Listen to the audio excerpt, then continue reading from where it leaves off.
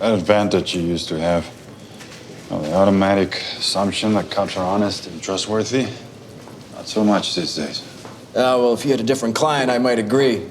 Nobody likes a rich white douchebag. Just glad you weren't Trevor's lawyer from the start. You would have been smart enough not to put that video in discovery. So I've had conversations with the prosecutors in the bathroom before. It just happens, you walk in and you go, hey, you're on that case, right? What can we do about that? Have you looked at that plea? Have you seen the video? Because here's the problem. It just happens. I've never done it in the middle of a trial. I'm finding that one a little hard to believe. They tend to kind of keep away from each other. It may not be the same thing for everybody, but yeah, that's a little hard for me to believe. Hey everybody, want to first say thanks for helping us reach 100,000 subscribers and getting the YouTube silver play button. For today, we are doing Lincoln Lawyer episode 7. If you tell me about a crime you're going to commit and you're using my services to pull it off, then I'm required to do something about it. That makes sense in theory, but don't you also have a duty to yourself? What do you do when reporting that crime might get you killed? This is Holler. So it's interesting. This is the ethics of attorney practice are really in-depth, and a lot of people think that it's just easy. Oh, anything you tell your attorney. And this was a little bit of an oversimplification here.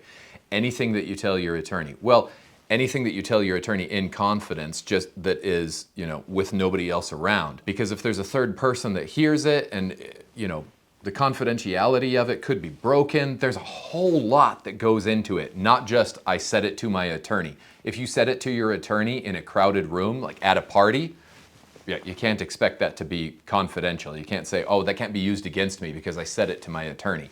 So a little bit of an oversimplification, but the interesting thing there too is that he says if I'm aware of a crime that is about to be committed, if I remember right, and this is just going off the top of my head, our Arizona rule actually says if you are aware of I believe it's a violent crime, or a crime that's actually, or if you're aware of somebody about to incur serious bodily injury or death. Like it's not just a crime is about to be committed and you know about it. If somebody says, I am going to go and get a criminal speeding ticket, like that probably is not going to be a reason to break confidentiality. So not just any crime, it's a whole lot more in depth, but yeah, we're simplifying it here for some drama. So yeah, kind of fun. That's not my style. I'm interested in quick jabs. Land your points, plant some seeds, raise a few doubts, but always leave them wanting more. We will show you. I'm with Mickey's style here, by the way. If you go on and on and on an opening argument, nobody hears what you say, right? You go on for, say, even 15 minutes. They heard the first two and the last two, and everything in between was just a waste of time. Tell them what you think happened, or tell them what you want them to know. Present your theme for the case in the beginning. Tell them what they're going to hear. You're going to hear this person testify that they saw. You're going to hear the police testify that they found, right? Tell them what they're going to hear, and that way when they hear it, it'll stick in their memory. Oh yeah, that's what he was talking about. And then, yeah, say something to try to connect with them and get the heck out of there. This guy's, in my opinion, well, he's coming across as a douchebag for starters, but also kind of going a little too long, so. The other thing about openings and closings, it's the only time you can use the proving grounds. The what now? It's the space right in front of the jury box. The other thing that I was going to say, he's standing right behind his table and not moving around the room. You can actually walk right up to the jury during your opening statements. In at least a lot of states you can. I don't know if it's the same in every state. But anyway, you can actually move around the room a little bit and actually talk to people and try to connect with them. He's standing behind his table. He's going to be distant. He's going to feel distant. It's a bad opening statement by the prosecution. Mickey's right. But common sense will guide you. Now the defense... Finally moving around the room. Ladies and gentlemen, this case is about tunnel vision. The focus on one suspect and the complete lack of focus on anything else. But I promise you, once you get out the other side of the prosecution's tunnel, you will be squinting at the sunlight, wondering where their case is. That's a great preview, right? He put doubt into their mind, right? He's pointed out flaws in the opening statement of the prosecution. He talked about a gun, and there is no gun, which, I mean, is a huge missing piece of evidence. So he's already putting doubt in their mind going, wait a minute, should we even be here? They don't even have a murder weapon? When you start off a case that way, yeah, you can lean a whole lot of jurors in your favor. You know, a lot of legal dramas like to put in the questioning process, when you're examining or cross-examining a witness, they like to have the attorney essentially testifying. They'll ask a question and then they will say, and this is because, they'll turn to the jury and start talking about it. It happened all over in movies like Legally Blonde, and really almost every legal drama that I've watched has done it at some point. The attorney starts testifying. They can't do that. But this, your opening statement, this is the opportunity to actually do that, to testify to the jury. You can't say, I know what happened, but you can tell them, this is what we're going to show you. This is what the facts are going to prove. And you can present a theme of the case. So you're going really well so far.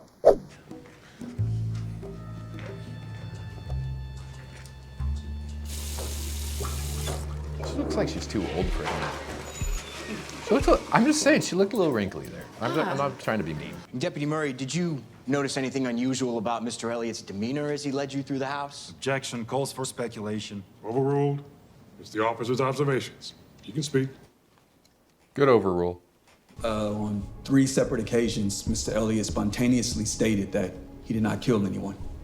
So, without any emotion, he walked you through his wife's murder scene, and then completely unprompted, he insisted he didn't do it. Yes, 3 times. Probably would have to finish all that up with, is that correct? Just to make sure that it's a question. But I think the objection should have come in for, he's actually asking him about the defendant's emotional state. And I would wonder if the police officer is actually qualified to say, what is his emotional state? What training have you received for talking about people's emotions? I mean, do they get some? Yeah, probably, but I don't know if you can actually testify. If you're testifying in court, you're supposed to be testifying to things you know. And how can I say, he has no emotion? I mean, maybe you could say, to me, he appeared to be just sort of dead, not showing much emotion at all.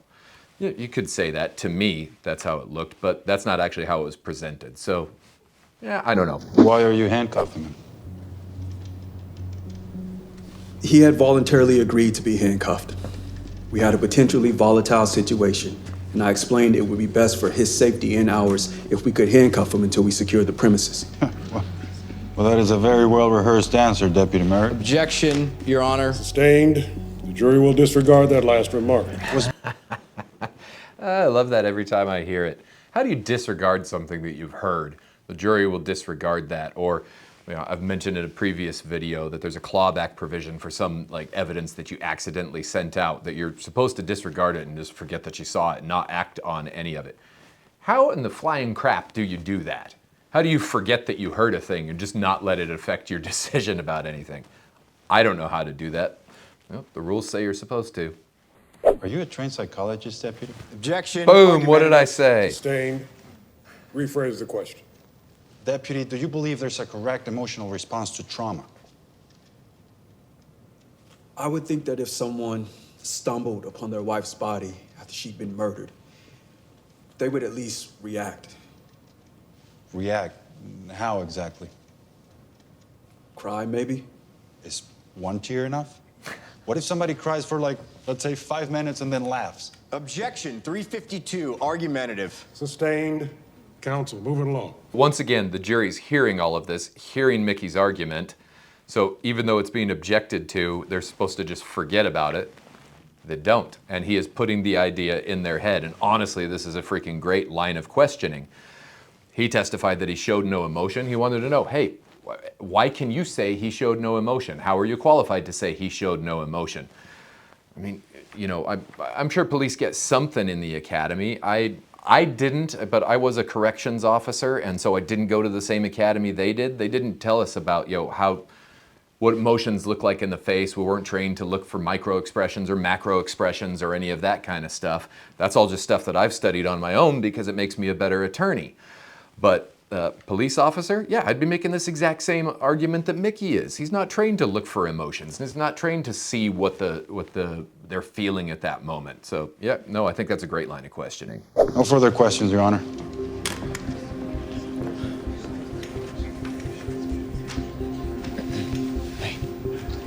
Excellent job. Now we've given our jurors something to work with. Deputy Murray, how long prior to your arrival did the videographer arrive at the murder scene? I'm not positive, but there's at least 3 minutes worth of footage on This is kind of fun, got to point this out. You don't see this in every legal drama. Usually legal dramas present examination, cross-examination, done, right? But you can have examination, cross-exam, and then the next goes back to the first one, and then they want to kind of repair some testimony, and then the defense can get back up, and they want to tear it back down again. So it can go back and forth until both sides say, okay, we're done. So yeah, once again, we're seeing why they're calling this one of the most, literal and real legal dramas. Well, I can't say for certain, but it looked to me like he was scrolling through his email. Objection. For all he knows, my client was looking for news about a killer on the loose. Sustained. The jury will not consider that last response as evidence. But it's in their head. But there, the objection, he's saying, hey, can you guess what he was doing? You're not supposed to guess. You're supposed to testify to things that you know. You're not supposed to speculate. That's something we hear on legal dramas all the time, right? Objection calls for speculation. Not supposed to speculate. You're supposed to testify about things you know. That advantage you used to have. Well, the automatic assumption that cops are honest and trustworthy. Not so much these days. Well, if you had a different client, I might agree. Nobody likes a rich white douchebag. Just glad you weren't Trevor's lawyer from the start. You would have been smart enough not to put that video in discovery. So I've had conversations with the prosecutors in the bathroom before. It just happens, you walk in and you go, hey, you're on that case, right? What can we do about that? Have you looked at that plea? Have you seen the video? Because here's the problem. It just happens. I've never done it in the middle of a trial. I'm finding that one a little hard to believe. They tend to kind of keep away from each other. Yeah, it may not be the same thing for everybody, but yeah, that's a little hard for me to believe. About 2 years ago, she went to an immigration lawyer to ask about her rights.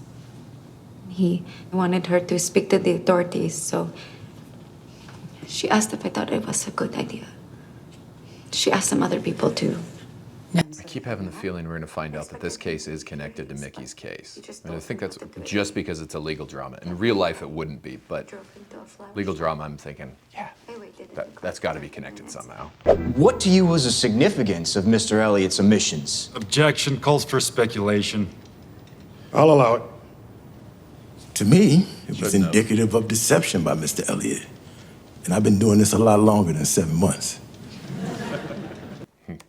So, by the way, all of these objections that we're hearing out loud, yeah, it's really good for drama. Here in Arizona, if you actually have an objection, number one, you got to say it before trial. And you might be thinking, well, how do we know what they're going to say before trial? Because you do witness interviews and you actually get their whole story beforehand. And you might have to file a motion or work it out with the prosecution to say this testimony is actually going to be speculation, or that testimony isn't admissible as hearsay, or whatever it is, to keep all that out. Here in Arizona, if you have an objection, the judge will bring you up to the bench. You'll be whispering to the judge, and they'll actually play white noise so that the jury can't even hear what the legal conversation is. They want the objections just, not off the record, but they don't want the jury to hear it at all. They don't want to be confused by the law of it or say, oh, I disagree with the judge on that one. That one should have gotten through.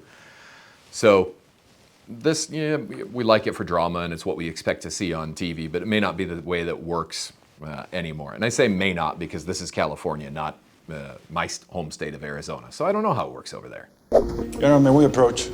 Now. There we go. Now, Your Honor, Anton Shavar is the husband of another woman. That's more realistic. That's more like how it would work, at least here in Arizona. Did you question any of Real's other private clients or their husbands, their boyfriends about the murders? No. No further questions, Your Honor. But we reserve the right to recall the witness at a later date. Very well. The witness is excused. And if there's nothing else, the jury will remember their admonition. This court is now recessed. Brilliant way to use the last 4 minutes of court to put his idea in the jury's mind and have it be the last thing that they hear for the day. Really good.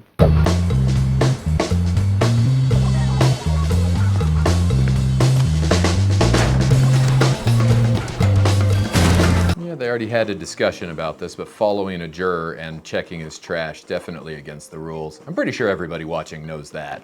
What do you call it? Wait, hold on. Who the fuck bugged your car? That's attorney-client privilege. I mean, technically you work for me, but listen, can we just... We're like an hour from downtown. Can I explain on the road? Mm-hmm. Thank you.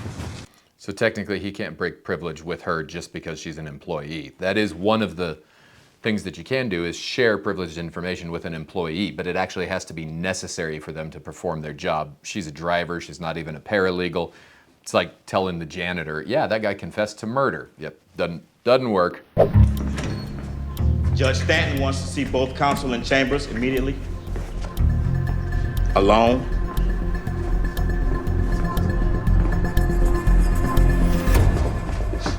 I know I said this in a previous episode, but that's the standard way that the judge sees somebody in chambers, is just the attorneys. I've never once seen a case where a defendant or any other type of client was brought back into the judge's chambers. So that probably went without saying, but that's all right. It's fun anyway. We can fill the slot with an alternate. To do anything else, it would further damage my client in the public eye.